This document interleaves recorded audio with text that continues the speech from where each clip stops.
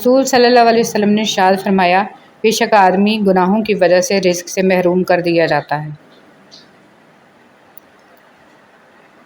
نماز اشراق کی فضیلت۔ رسول صلی اللہ علیہ وسلم نے فرمایا، جس نے نماز فجر جماعت سے پڑھی، پھر بیٹھ کر اللہ کا ذکر کرتا رہا یہاں تک کہ سورج نکل گیا، پھر اس نے 2 رکعتیں پڑھیں تو اسے ایک حج اور ایک عمرے کا ثواب ملے گا۔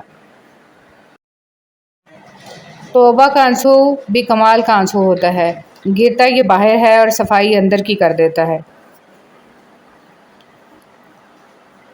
دنیا کی سب سے سستی چیز مشورہ ہے، ایک سے مانگو تو 1000 دیتے ہیں۔ دنیا کی سب سے مہنگی چیز مدد ہے، ہزاروں سے مانگو تو کوئی ایک دیتا ہے۔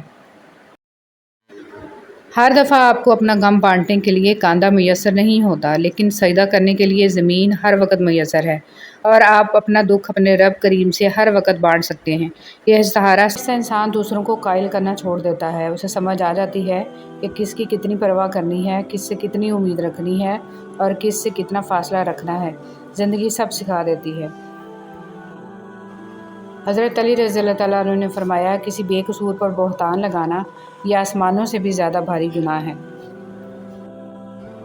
الرحمن، وہ آزماتا بھی ہے اور نوازتا بھی ہے۔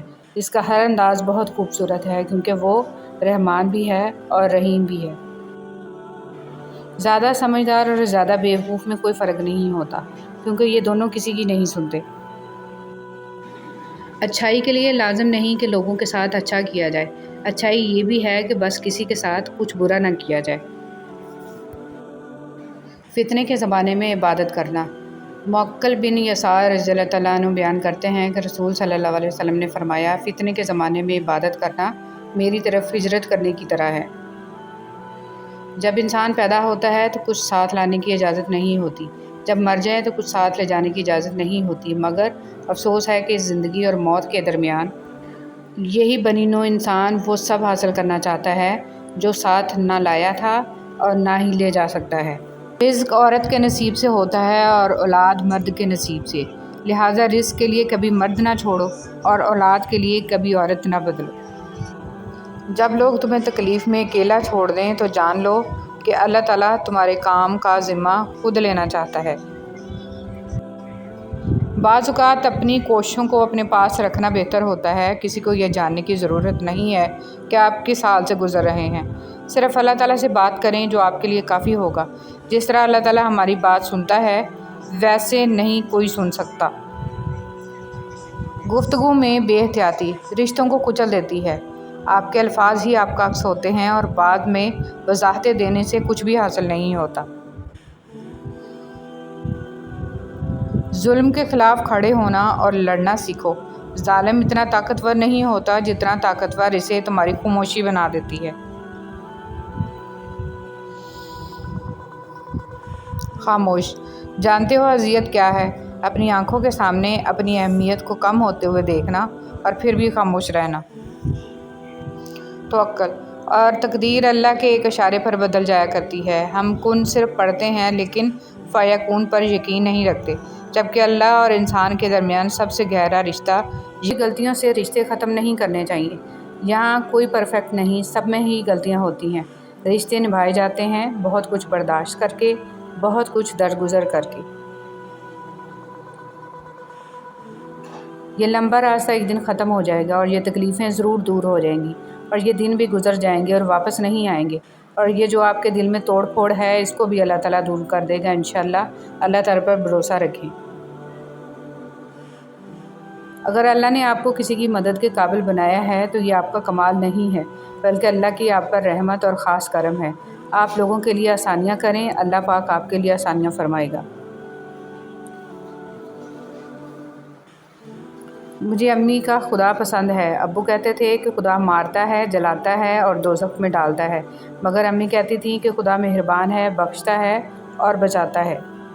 میں ایسے بالا خانے ہیں کہ جن کا بیرونی حصہ اندر سے اور اندرونی حصہ باہر سے نظر آئے گا۔ یہ سن کر ایک عبرانی نے کھڑے ہو کر عرض کیا، اللہ کے رسول صلی اللہ علیہ وسلم، یہ کس کے لیے ہیں؟ آپ صلی اللہ علیہ وسلم نے فرمایا، جو اچھی بات کرے، کھانا کھلائے، خوب روزے رکھے اور اللہ کی رضا کے لیے رات میں نماز پڑھے جب کہ لوگ سوئے ہوئے ہوں۔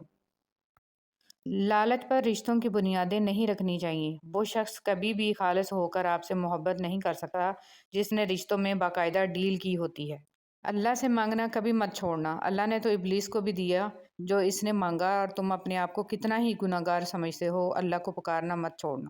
یاد رہے، ایک انسان کی جہالت دوسری نسل کی روایت بن جاتی ہے اور تیسری نسل کا عقیدہ بن جاتی ہے۔ لہٰذا اپنی نسلوں کو علم دین سے روشناس کرائیں تاکہ دین آپ کی آنے والی نسلوں کو راہ حق پر رکھے۔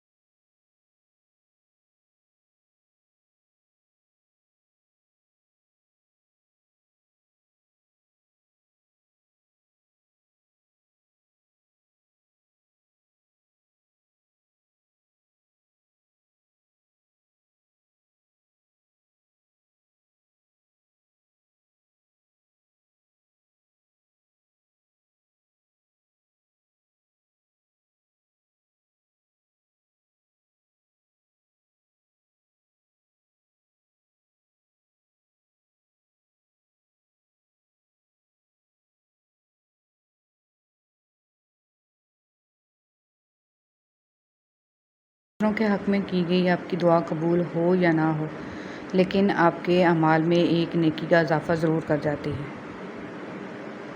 اسلام سچی محبت کی تائید کرتا ہے جو چند دنوں میں محدود اور چند تحفوں کی محتاج نہ ہو بلکہ ہمیشہ کے لیے ہو، اور صرف جسمانی نہ ہو بلکہ روح کی بھی تسکین ہو اور پاکیزہ ہو۔ اور حضرت ابوبکر صدیق رضی اللہ تعالیٰ عنہ فرماتے ہیں کہ رسول صلی اللہ علیہ وسلم نے ارشاد فرمایا، ہر گناہ کی سزا قیامت تک کے لیے مؤخر کیا جا سکتا ہے، لیکن ماں باپ کے نافرمان کی جب رب کے فیصلے سمجھ آنا شروع ہو جائیں تو دل ضد کرنا چھوڑ دیتا ہے۔